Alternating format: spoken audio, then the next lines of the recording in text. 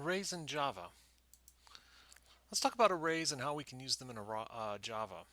So, basically an array allows us to hold a set of data, and they can be drawn like this. Okay, so this is a one-dimensional array.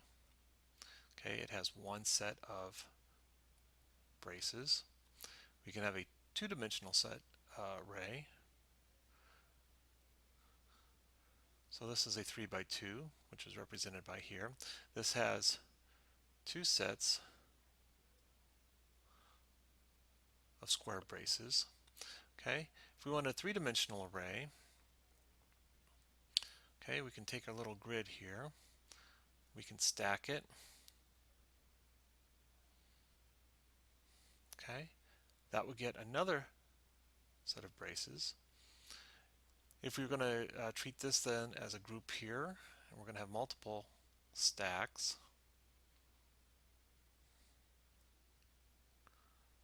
that would be a four-dimensional array. Okay, so if we're going to 1, to 2, to 3, to 4, okay, we're always going to build those out this way. One other thing here I want to point out to you here, our arrays always start with the position of 0. So that's 0, 1, 2, 3, 4. This is 0, 0, 0, 1, 1, 0, 1, 1, 2, 0, 2, 1, and so forth. So we always start with the positions at 0. Now let's take a look here how we're actually going to declare an array. So the normal convention here is we use the data type, followed by the square braces, followed by the array name. Okay, data type, square braces, array name. And here's an example of that 3 by 2 grid and the array name. Sometimes you'll see them like this.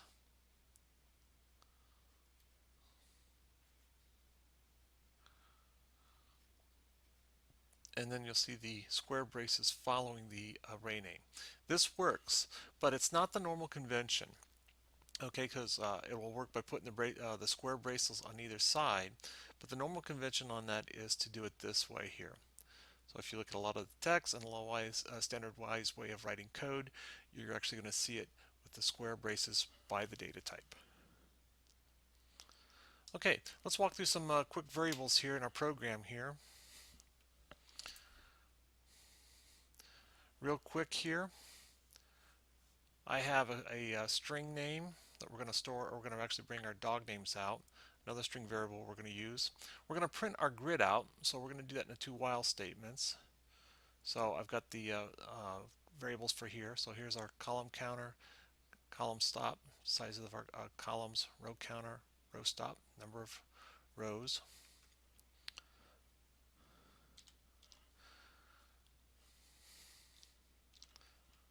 So now let's look on how we can actually initialize the array. So we're going to declare it first, and now we're going to bring it into existence. So we declare it, we basically tell the computer, hey, we're going to have this thing called an array, and then now we're actually going to bring it into existence. So here we're going to use the array name, we're going to use the equal sign, followed by the word new, data type, and then how many boxes of data that we're going to need. Okay, so the array name, new, data type, how many boxes we need. So here's our grid of 3 by 2, once again new, double. Okay, how many rows do we need? How many columns do we need? I do want to point out to you here that this number here that's in the boxes has to be an integer type. Okay, so we can use ints or longs. Okay, we cannot use floats or doubles. Okay, no floats or doubles. Reason for that, we have an array, right? And ints and longs represent a whole number. Okay, so, and the floats and doubles, they can have fractions. So we could technically have something that would say something like this is 0, 1, 2, 3. You can never have 3.5 because that would mean that we're having 3.5 boxes. In arrays, you either have a whole box or you have no boxes. So that's why they use in longs. So you can never have a partial box in an array. Now, let's go down here and look what we're doing down here. I got a couple examples in here where we're going to add data to an array, and we're going to initial the array with some initial values. So look here, I've got an array here called string. Okay, so this part here, we're actually going to declare the array and initialize it in one step, and we're actually going to throw some data in it. So we're actually going to throw, when we create this array, so we're actually going to declare it and initialize it and give it some initial values in one step, and this is how you do it here.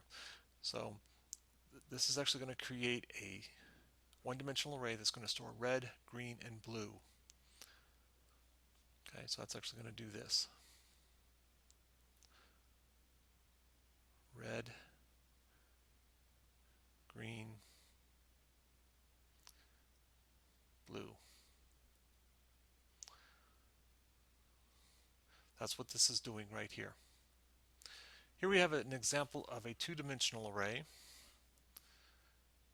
Okay, a 3 by 2. So you'll notice right here we're doing Mr. and Mrs. and basically this is putting in Mr. Smith, Mrs. Jones, Miss Rhodes. Okay, and the first part of here are the rows. Okay, the comma here is simplifying here. The comma that was right here is simplifying the columns. Right, so we have two groups here. This is column 0 and this is column 1, and then this is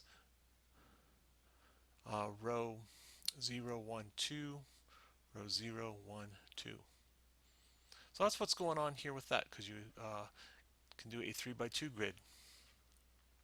But the comma is separating the columns.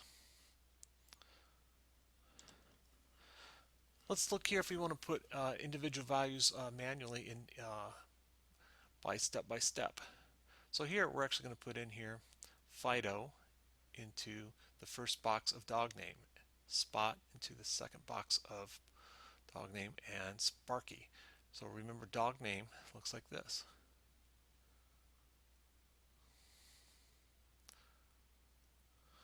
Fido, Spot, Sparky. Okay, this is box 0, box 1, box 2. See how that correlates to here, here, and here. So if our value is on the right hand side of the equal sign, then we're putting data into the array. Now, how do we get data out? Right here. So by this means here, okay, when we see it like this actually represents the value of Spot, right? Because it's dog name 1. So we're actually going to take the value of Spot, that represents the value of Spot, and we're actually just going to throw it in here to this variable name called dog name.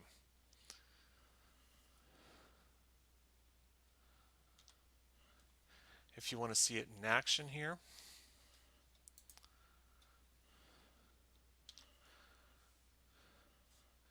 here we have the variable that's going to print out Spot, or once again here we can actually use the array name and the element number, and that represents the value of Spot, and it will print out Spot. By the way, these can be variables as long as they are a whole number, whether they're an int or a long. So you can use a variable name here. You're just not tied to putting a specific hard-coded number. Now let's look down here where we're going to do a grid here. So this is what we want to do. We want to put 10, we want to put these numbers into our 3 by 2 grid. Once again here, this is 0 and this is 1 as far as the column names. Okay, this is the row. Okay, so we're actually got a coordinate system going on here. So what that's going to look like is this. This is actually 0, 1. That's 0, 0, 0, 1. This is 1, 0, 1, 1, 2, 0, 2, 1. Okay, where the first number is the row, the second number is the column. So that's what we're doing down here. So if you notice here, 0, 0, we're putting in the 10. 0, 1, we're putting in the 1, 5, and so forth. So you can see how these numbers here correlate to the grid system up here. So that's how we put numbers into an array. And these show in here how we're going to use those numbers in a multi-dimensional array. So basically what I want to show you right here is how we print out that grid. And so look what we're doing here. We're basically setting up our two while statements, and we're actually going to print out our grid statements, our 3 by 2 grid. So what I want to point out to you here, look here, we have our row counter and our column counter, and these are actually referencing our locations. So when we first actually start this loop, right, row counter's at 0, column counter's at 0. So the first time it runs, this is at position 0, 0. And then when it goes to the iterates through the next cycle, okay, this is at 0 and 1, so it's at 0, 1. Okay, so the first part's doing this part of our grid, now it's doing that part. We hit the row counter, now it moves it down 1, so now we're here. Okay, so what I want to point out to you there, when we use the two while statements, and we can do for statements, and I'll have an example of that here in just a moment, that the counter here is giving us the acting like our position elements for our array. Here we're just actually printing something out, but this is how we can actually put other different lines of code in here if we have to loop through every element. This is how we can do it with two while statements. Let's look farther down into our program here.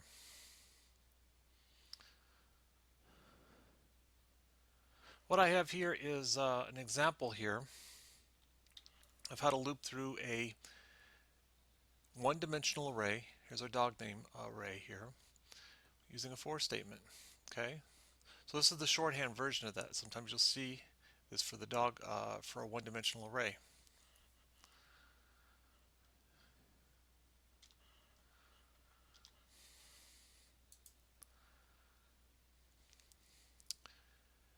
I've got here, I want to show you two versions of the for statement. So the first off, we have our traditional for statement, okay, and it's set up exactly how we did the while statements, okay, except right here, you know, a traditional for statement. So here we have the rows on the outside, we have the columns on the inside. Once again, our counters are acting as a position for that array element. Down here is a shortened version of that, and basically the only way this is different than on this is if you look here, here's our grid, and this is actually storing a box, okay, not the value but the box itself into dx. And then the best explanation here is that we're taking that box here, we're going to take the value out of the box and store it into dy, and then actually print the dy. So this is the shorthand version of using a for statement to loop through a grid, and the top version is it all written out. So two ways you can use a for statement for looping through a grid.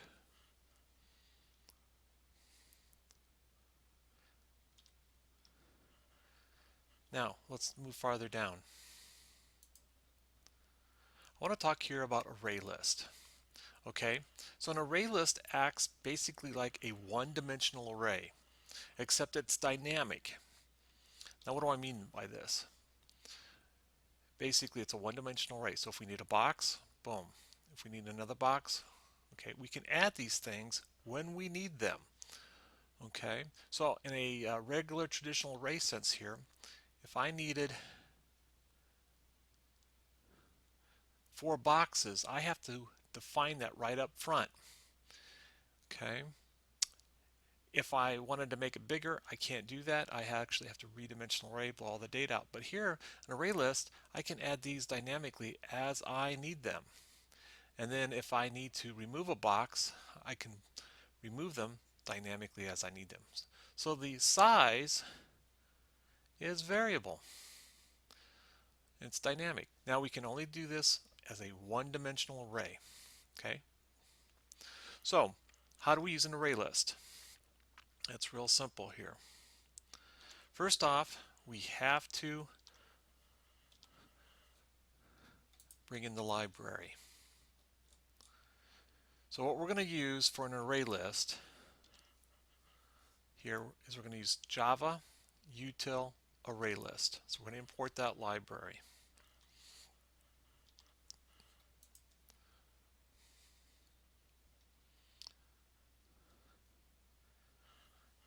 So now what we can do then, once we've imported that library, exact same pattern. So it's like a data type. So we're doing like here, array list name equals new array list. Okay, looks almost identical except we're using parentheses instead of squares. And there's no set limit there. Okay, it's open. So then how do we add data to the array list? Okay, so we're going to call the array list name. We're going to use the .add function with that, and then we can literally put our data in the array list. Okay, so we use the .add and we add our information to it.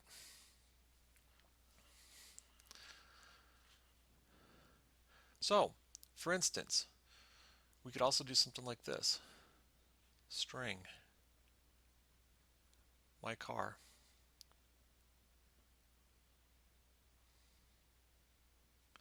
Okay, then we can say something like my car is equal to assigned Beetle.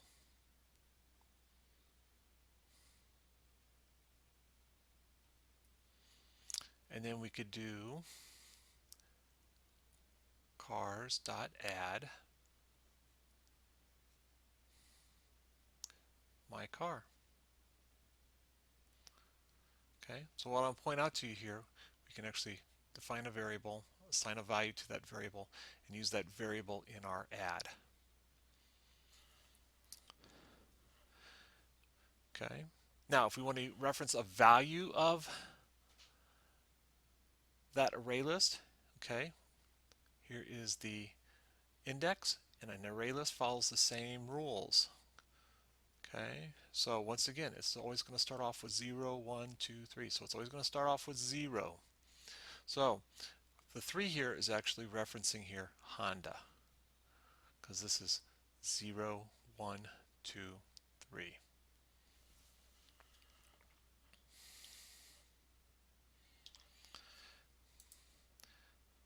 I want to show a couple things here. So if we want to print out all the contents of our array list, look here, we can set up a for statement. So we've got a counter going on. Okay, so here's our counter less than, look here, cars.size. The dot size gives us the size of the array list, and this is the number of boxes. Okay, so in our array list of cars here, that's the value of 4. And once again here, look here, we're going to get the counter, so it's going to get the value of that car. If I need to remove, let's say I need to remove Honda, that's in spot 3. So I can actually remove that car by referencing what box it is, and we can delete that box.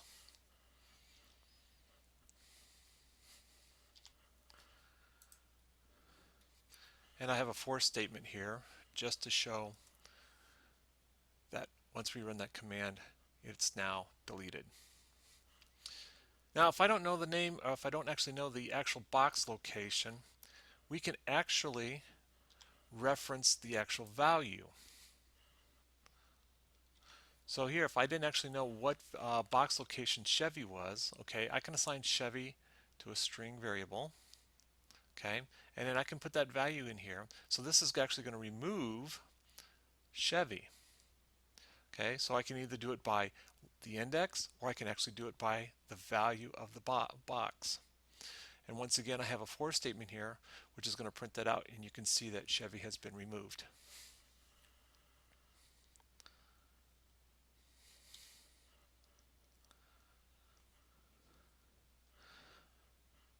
Okay, I want to finish up here real quick.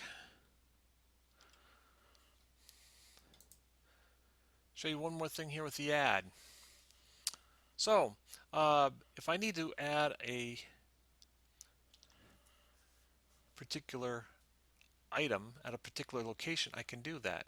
So here I want to add the value of Dodge, okay? And I want to put it at the beginning of the list, so I put the spot right here. So basically, currently here we have about 3 spots in our array list. Okay, so we do have a 0. So what this is going to do is this is going to insert Dodge at spot 0. That's going to put it at the beginning of the list. Now I want to point something out to you here. If we've got 0, 1, 2, right? And we say for grins and giggles, let's just put this in spot 7. You notice there is no 7, okay? If we put it in spot 7, you notice here there's not a 3, 4, 5, 6. So that would actually error. So make sure that you're going to put this in a spot that's already created. And once again, if you don't know, you can use the size to get an idea of that, and -1 to get the actual location.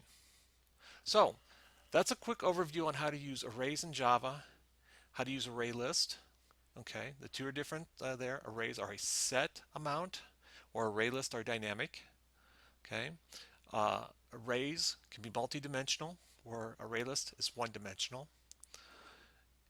And you're going to find out that different applications on there, you can find that the ArrayList is very flexible. But if you need to do a large sets of data on that, you're going to find that the arrays can actually be better for that too. So those are arrays and ArrayList in Java.